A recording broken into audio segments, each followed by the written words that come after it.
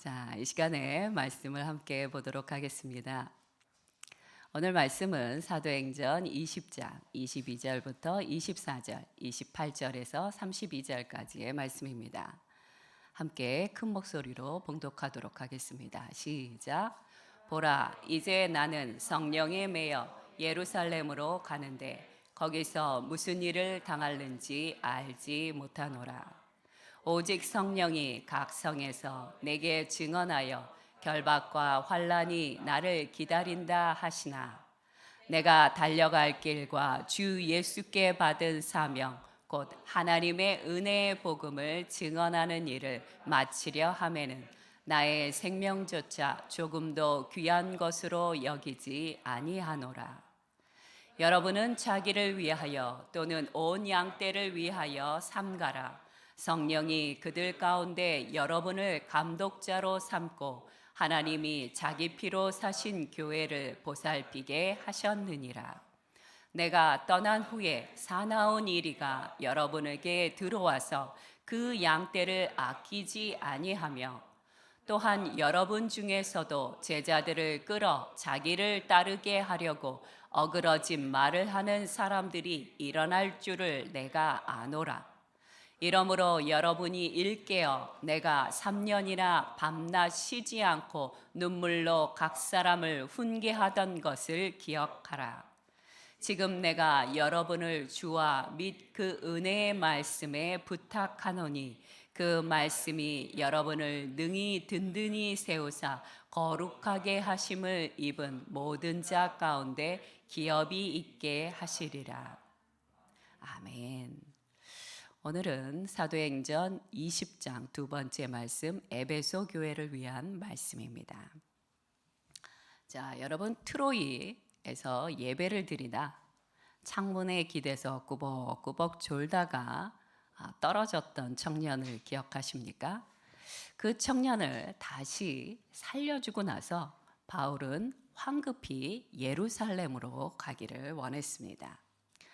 오순절이 오기 전에 예루살렘에 도착하기를 원했던 사도 바울은 서둘러 밀레도 항구로 이동을 했습니다. 준비된 지도가 있을 텐데 한번 보여주시겠어요? 네, 여기 보면 아주 황급하게 밀레도 항구까지 가게 된 바울을 볼 수가 있습니다. 근데 이 밀레도 항구 전에 뭐가 있냐면 에베소 교회가 있습니다. 에베소를 들렸어야 하지만 사도 바울은 에베소에 들릴 수가 없었습니다. 그래서 할 수 없이 자신이 있는 밀레도 항구로 에베소에 있는 지도자들, 장로님들, 직분자들을 자신이 있는 곳으로 초대하게 됩니다. 자, 이미 지도는 이제 지워주셔도 되고요. 에베소 도시는요, 아직도 강경파 유대인들이 사도 바울을 미워했습니다. 그뿐만이 아니라 에베소에 있는 이방인들도 사도 바울을 미워해서 사도 바울에 대한 중상모략과 부정적인 말들이 굉장히 난무했다고 합니다. 그러다 보니까 사도 바울 입장에서는 에베소의 지도자들이 왔을 때 그들에게 자기 자신에 대한 사역에 대한 순전함에 대해 변호할 필요가 있었던 것입니다. 그 변호에 대한 내용이 바로 오늘의 본문 말씀입니다. 사도행전 20장 18절 후반절부터 20절까지의 말씀을 한 번만 더 읽어보도록 하겠습니다. 시작.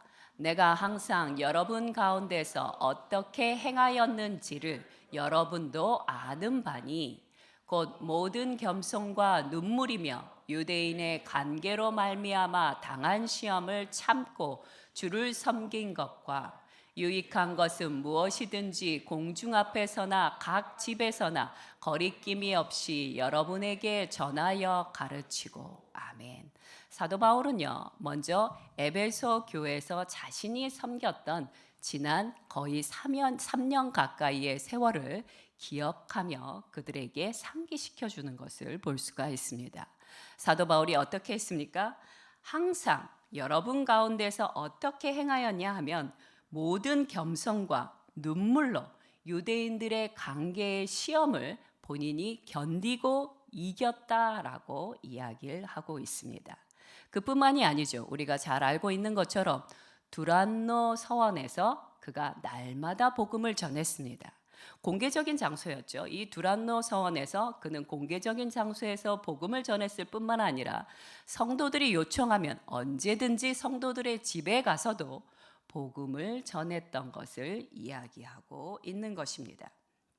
또한 바울은요, 두 번째 이 에베소의 지도자들에게 자신의 미래에 대해서도 이야기를 합니다. 그것이 바로 사도행전 20장 22절에서 23절까지의 말씀입니다. 뭐라고 이야기하냐면 각 도성의 교회에 기도하시는 분들이 사도 바울에게 이렇게 말했습니다.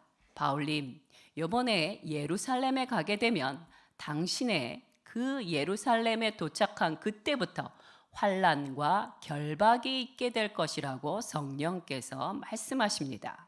이러면서 사도 바울을 못 가게 했던 것을 알 수 있습니다. 그런데 중요한 것은 무엇이냐? 이렇게 성령께서 앞으로 사도 바울에게 고난과 어려움이 있을 것을 알려주시면서 동시에 또 사도 바울의 마음에 속히 예루살렘에 갈 것에 대해서 인도하셨다는 것입니다. 마음이 매일 만큼 성령께서 강력하게 사도 바울을 이끌었다라고 이야기하고 있습니다. 이런 갈등 상황, 여러분이라면 어떻게 하시겠어요? 예루살렘에 가면 결박을 당하고 정말 예상치 못한 환난이 있을 거라고 분명히 얘기하셨어요. 그런데 또 분명히 성령께서 예루살렘을 가라고 하십니다. 이런 환난이 있을 것 알면서도 어떻게 해야 될지 모르는 이런 갈등 상황에서 사도 바울은요, 무엇을 생각했냐면 자기 자신에게 닥칠 결박이나 환난에 집중한 것이 아닙니다. 그가 집중했던 것은 무엇이냐? 복음을 땅 끝까지 전하고자 하는 사명, 세계 선교에 초점을 맞추고 있었다는 것이에요. 그래서 사도 바울은 이렇게 고백합니다. 20장 24절 말씀을 보면요. 시작. 내가 달려갈 길과 주 예수께 받은 사명 곧 하나님의 은혜의 복음을 증언하는 일을 마치려 하면은 나의 생명조차 조금도 귀한 것으로 여기지 아니하노라. 아멘. 이것이 바로 사도 바울의 온 마음을 사로잡고 있는 생각이었던 것입니다. 사도 바울은요, 어떤 환난이나 고난이 있다 할지라도 어서 속히 예루살렘을 들린 이후에 그 다음에 가고 싶은 곳이 있었습니다. 어디였냐면 이번에는 로마로 가고 싶었습니다. 로마에 가서 복음을 전하고 싶었죠. 그리고 로마에 간 다음에는 그 다음에 더 서쪽으로 가기를 원했습니다. 서쪽 어디요? 그 당시 사람들이 말을 했던 땅끝이라는 곳이 어디였냐? 바로 서바나라는 곳이었습니다. 서바나는 오늘날로 치면 스페인입니다. 그 당시 사람들은 땅끝 하면 서바나를 떠올렸다는 것이에요. 로마서 15장 28절 후반절 말씀을 함께 보도록 하겠습니다. 시작. 그러므로 내가 이 일을 마치고 이 열매를 그들에게 확증한 후에 너희에게 들렸다가 서바나로 가리라. 아멘. 사도 바울의 온 마음은 로마를 복음화시키고 또한 땅끝까지 복음화시키는 것에 그의 마음이 가고 있었습니다. 이것이 어떻게 가능한 일인지 저는 지금도 잘 모르겠습니다. 만약 내 인생에 내 1년 뒤에 내가 어디에 가게 되면 거기에 엄청난 환난이 있을 것이다. 글쎄요, 저는 사도 바울과 같은 이런 믿음은 아직 못 되는 것 같습니다. 하지만 바울은 자신의 갈망처럼 이 모든 믿음의 경주를 영광스럽게 완주하게 됩니다. 자, 바울은요, 과거 자신의 에베소 사역을 에베소 교회 지도자들에게 이야기했고 또 자신의 미래에 대해서도 이야기했습니다. 자, 과거도 얘기했고 미래도 얘기했는데 이 두 가지를 혼합한 다음에 사도 바울은 에베소의 지도자들, 직분자들에게 이제 우리가 해야 할 것이 무엇인가를 분명하게 권면을 하게 됩니다. 그 말씀이 어떤 말씀이냐? 20장 28절 말씀입니다. 함께 읽어보도록 하겠습니다. 시작. 여러분은 자기를 위하여 또는 온 양떼를 위하여 삼가라. 성령이 그들 가운데 여러분을 감독자로 삼고 하나님이 자기 피로 사신 교회를 보살피게 하셨느니라. 아멘. 하나님께서는요, 온 인류 양떼를 위하여 아들 되신 예수 그리스도를 보내주셨고, 대목자장 되신 예수 그리스도는 십자가에 못 박혀 피 흘려 주심으로 우리를 생명으로 구원해 주셨습니다. 그러므로 그리스도의 피값으로 산 교회를 위해 목자들이 반드시 해야 할 일이 있습니다. 그 첫 번째가 무엇이냐? 성경에서는 삼가해야 한다, 주의해야 한다라고 말씀하고 계십니다. 누구를 위해서 삼가하라고 얘기하냐면 여기서 이렇게 얘기하십니다. 자기를 위하여, 또 온 양떼를 위하여라고 두 번째 얘기합니다. 삼가하고 주의해야 되는데 그 첫 번째는 나 자신을 위해서 삼가하라고 얘기하는 것이에요. 그것은 무엇을 얘기하는 거냐? 주의해야 될 첫 번째는 내 내면의 위험성을 주의하라는 것입니다. 심리적인 부담감과 책임감, 우리의 삶에서 끊임없이 몰려오고 있는 걱정과 염려, 사단의 속임과 부정적인 온갖 생각들을 삼가하고 주의해야 한다라고 얘기하고 있습니다. 이것을 견디고 극복하는 것이 아주 중요합니다. 고린도후서 11장 18절에서 19절 말씀을 함께 읽어보도록 하겠습니다. 시작. 여러 사람이 육신을 따라 자랑하니 나도 자랑하겠노라. 잠깐만요. 고린도후서 11장 18절에서 19절인데 제가 읽어드리겠습니다. 이 외의 일은 고사하고 아직도 날마다 내 속에 눌리는 일이 있으니 곧 모든 교회를 위하여 염려하는 것이라. 누가 약하면 내가 약하지 아니하며 누가 실족하게 되면 내가 애타지 아니하더냐. 자, 우리가 존경하는 사도 바울께서도요, 뭐라고 얘기하냐면 날마다 내 속에 눌리는 일이 있었다. 나의 마음을 압박하는 것이 있었다. 나의 마음을 괴롭히는 것이 있었다. 라고 이야기합니다. 사도 바울께서 사역을 하면서 정말 힘들었던 것이 무엇이냐? 바로 자신의 마음을 짓누르는 이 내면의 고통이었다는 것이에요. 나 자신의 마음의 고통도 괴로운데 교회의 지도자들이 또 함께 감당해야 될 것은 무엇이냐? 성도의 마음의 고통이라는 것입니다. 누가 시험에 들거나 누가 아프거나 누가 엉뚱한 길을 가게 될 때 지도자들이 감당해야 될 그 마음의 아픔, 고통, 부담감, 이것이 바로 위대한 사도 바울도 피할 수 없는 일이었다는 것이에요. 그러므로 사도 바울은 에베소 교회 지도자들에게 뭐라고 첫 번째로 얘기합니까? 삼가하라. 너의 자신을 위하여 삼가하라 라고 이야기합니다. 그리고 이 내면에 대한 부담감과 내면에 대한 고통을 감당하고 극복하면서 그리고 그 다음에 해야 될 것이 무엇이냐? 외부로부터 오는 악한 것, 더러운 것, 해로운 것을 삼가해야 하는 것입니다. 그러면 마음의 고통을 극복하고 나면 그 다음에 그것이 사라지고 두 번째 외부의 것만 삼가하면 됩니까? 아니요. 전혀 그렇지 않더라고요. 저는 사역을 한 지 이미 30년이 넘었습니다. 그러나 언제나 이 마음의 부담감과 마음에서부터 올라오는 고통을 견디는 것은 여전합니다. 마음의 고통과 외부로부터 오는 어려움, 이 두 가지를 교회의 직분 맡은 모든 분들은 삼가하고 주의해야 하는 것입니다. 나 자신의 영혼과 삶을 돌보고 성화되어 갈 때 우리는 비로소 교회와 성도들을 온전히 섬길 수 있게 됩니다. 두 번째 사도 바울이 요구하고 있는 것은 무엇이냐? 권면하는 것은 두 번째, 깨어 있으라고 이야기를 하고 계십니다. 바울은요, 자기 자신이 섬기고 있던 교회를 떠나고 난 다음에 사나운 이리들이 교회로 들어와 양떼를 공격할 것을 잘 알고 계셨습니다. 고대 근동 지역에서 이리들은요, 혼자 혹은 무리 떼를 지어서 양떼를 사냥했는데 양들은 안타깝게도 늘 무방비 상태였습니다. 그냥 아무 생각 없이 이리 뛰고 저리 뛰고 하면서 풀을 뜯고 놀았습니다. 그렇기 때문에 목자들은 잠시도 경계를 늦출 수가 없었다는 것입니다. 교회의 목자 대신 교회의 직분을 받은 우리 역시 늘 깨어 있어야 합니다. 첫째, 교회의 직분자들은요, 진리의 말씀으로 양들을 먹이는 것이 첫 번째입니다. 두 번째는요, 거짓된 것, 잘못된 것, 무지한 것을 경고해 줌으로써 보호할 수 있어야 합니다.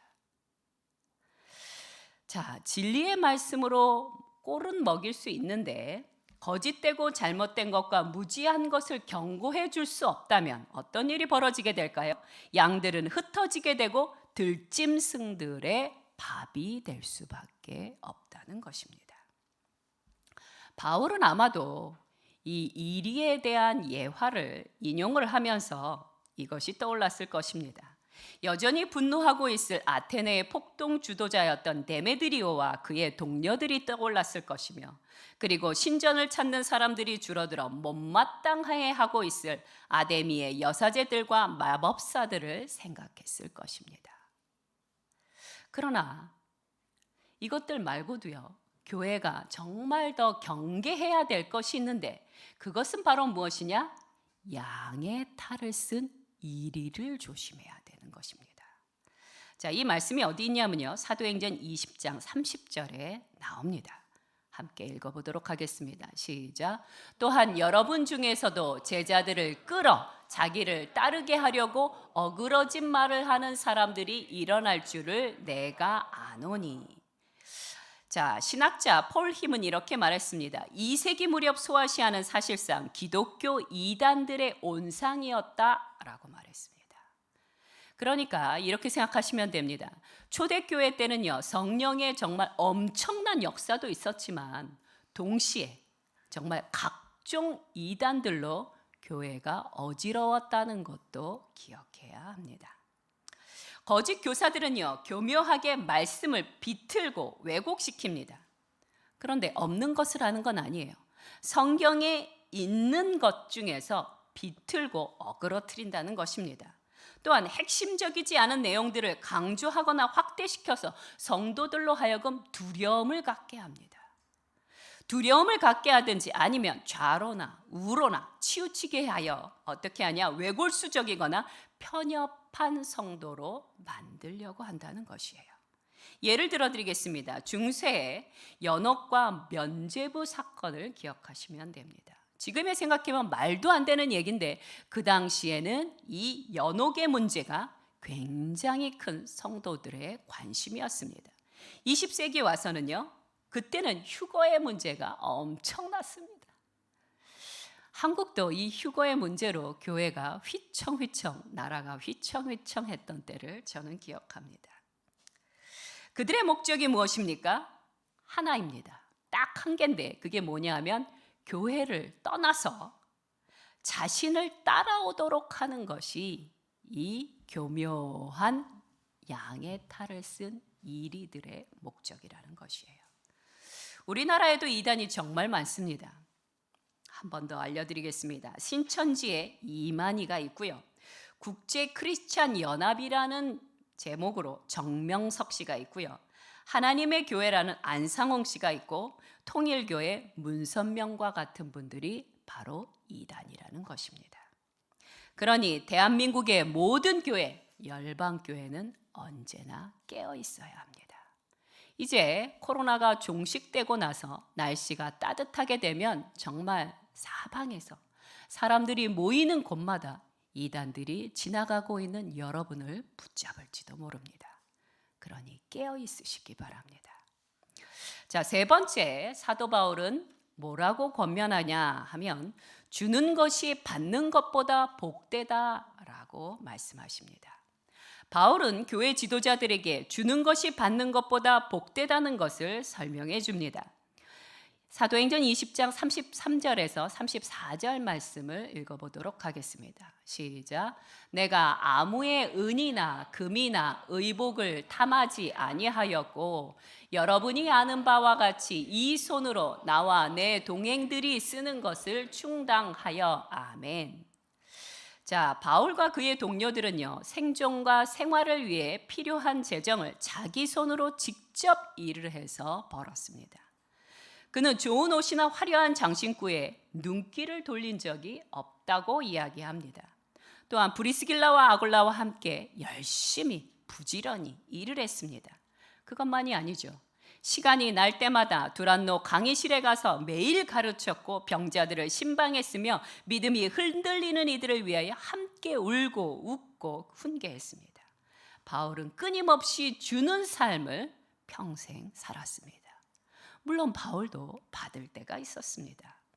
그는요, 사랑과 우정을 받았고 사도들을 반겨주는 성도들의 정말 사랑스럽고 친절한 미소를 받았으며 인사를 받았으며 격려와 위로와 사랑도 함께 받았습니다. 하지만 바울은 자신이 알고 있는 하나님의 말씀을 따라 정말 순전하고 단순하게 살았습니다. 그것은 하나님의 사랑과 그리스도의 거룩한 형상을 드러내는 축복의 삶이었습니다. 그래서 사도 바울은요, 정말 담대하게 자신이 살아왔던 삶의 방식을 성도들에게도 권해줍니다. 그것이 바로 사도행전 20장 35절 말씀입니다.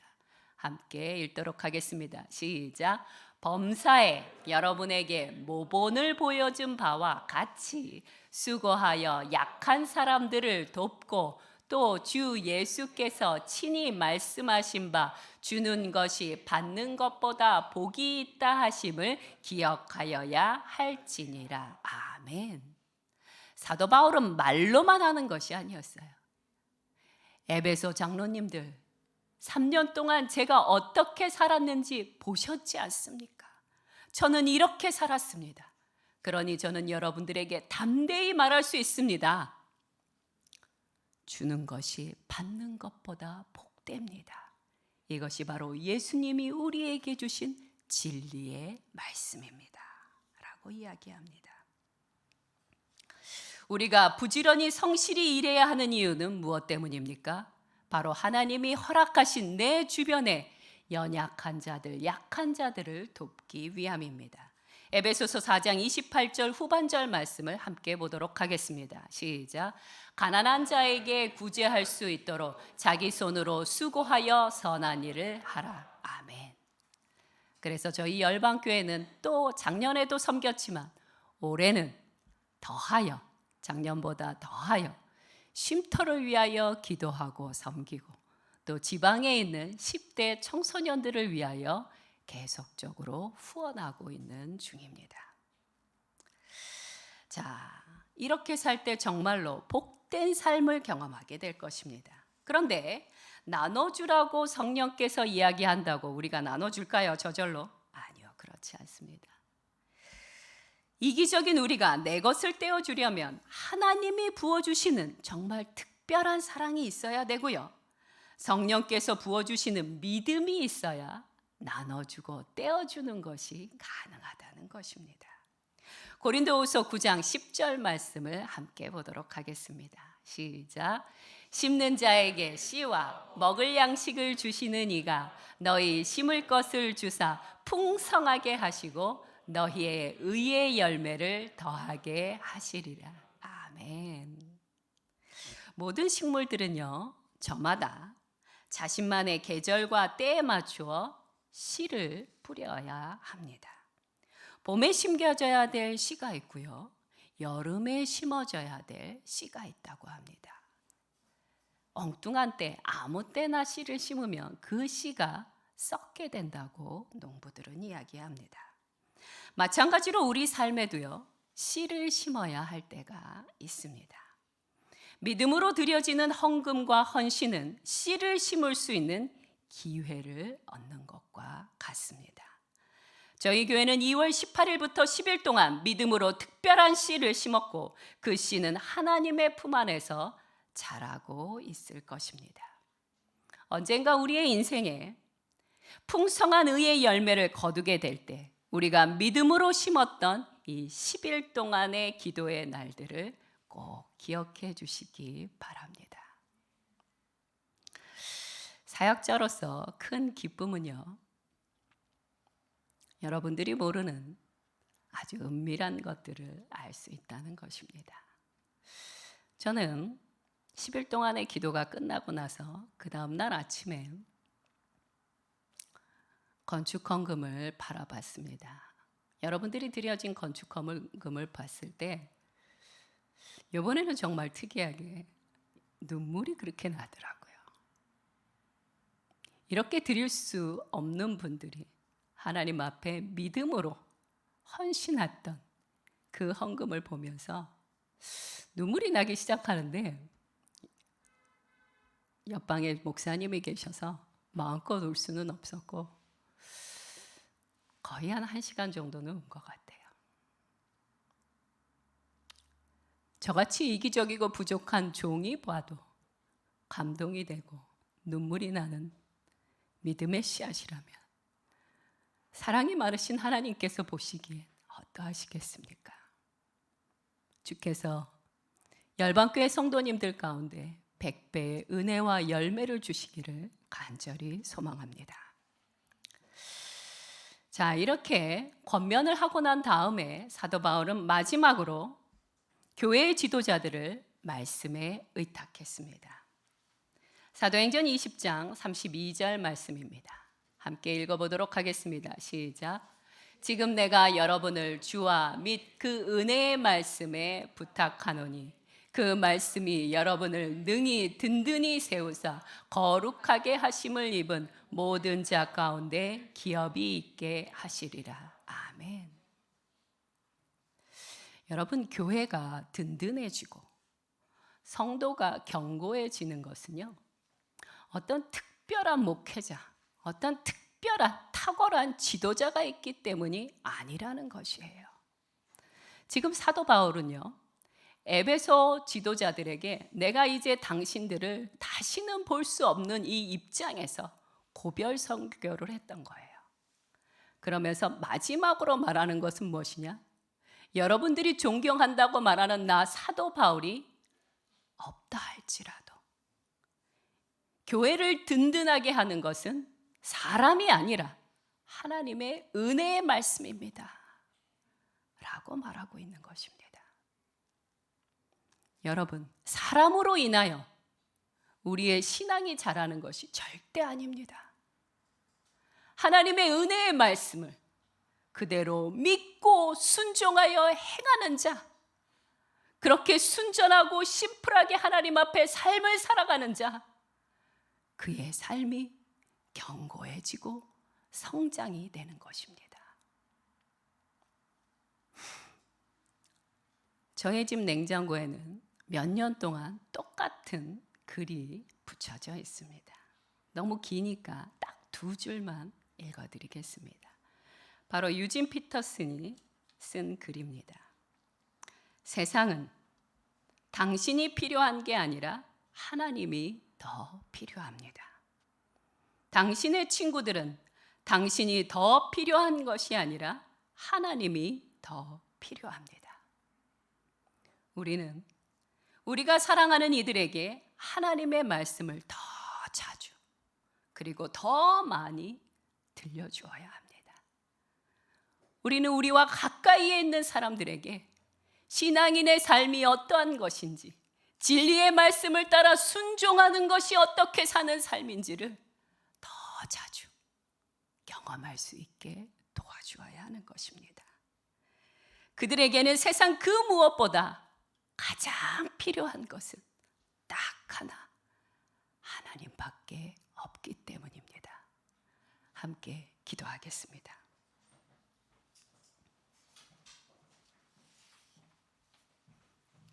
첫 번째로 기도해야 할 것은 이것입니다. 예수님의 피로 사신 교회를 우리는 돌보고 지키고 사랑해야 합니다. 하나님, 주께서 내게 허락하신 교회의 이 직분을 끝까지 완수하게 하여 주시옵소서. 충성되이 성실하게 완수하게 도와주시옵소서. 오늘 주님 앞에 간절히 기도하시기 바랍니다. 함께 기도하겠습니다. 주님 말씀하시면 내가 나가리다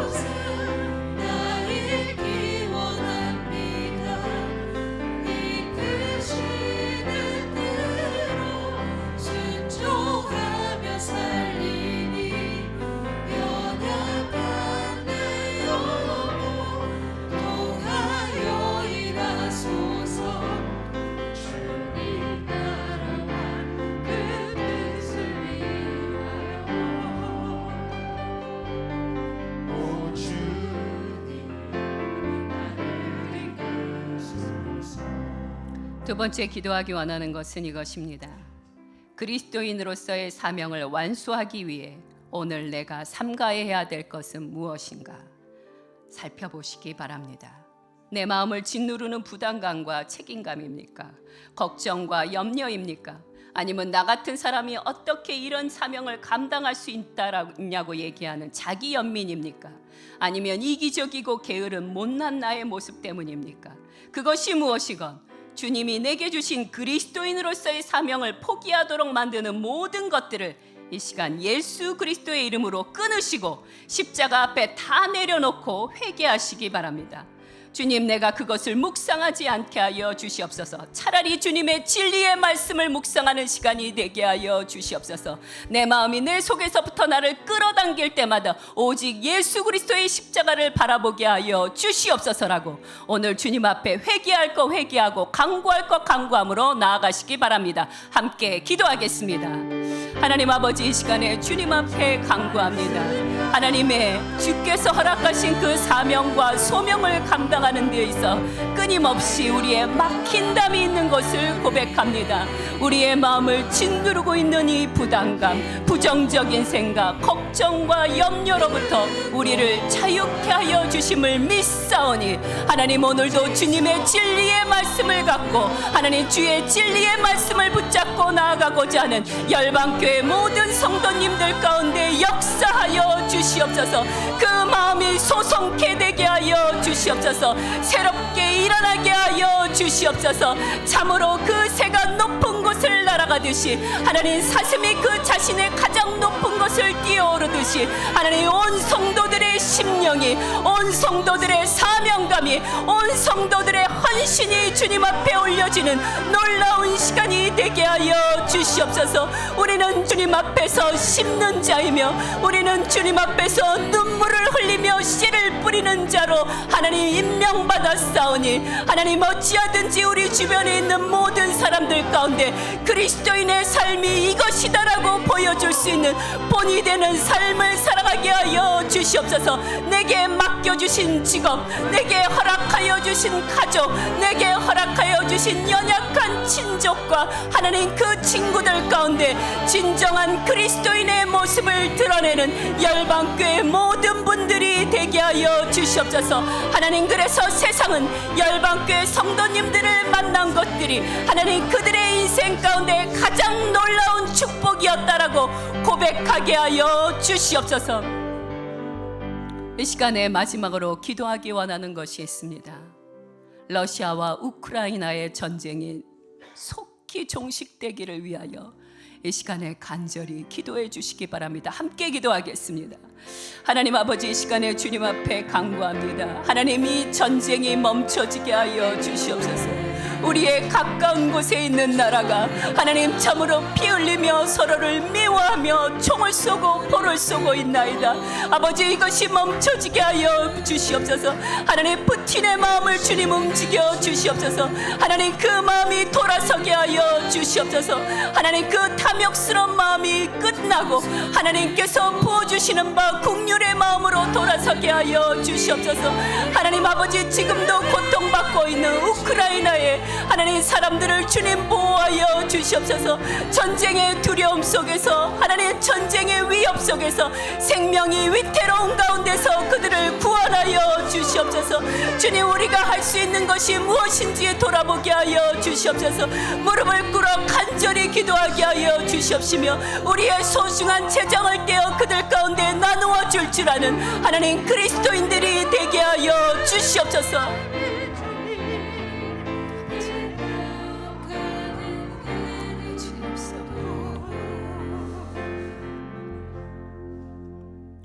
하나님 아버지, 우리에게 맡겨진 이들을 잘 돌볼 뿐만 아니라 본을 보여서 진리의 말씀으로 양육할 수 있게 하여 주시옵소서.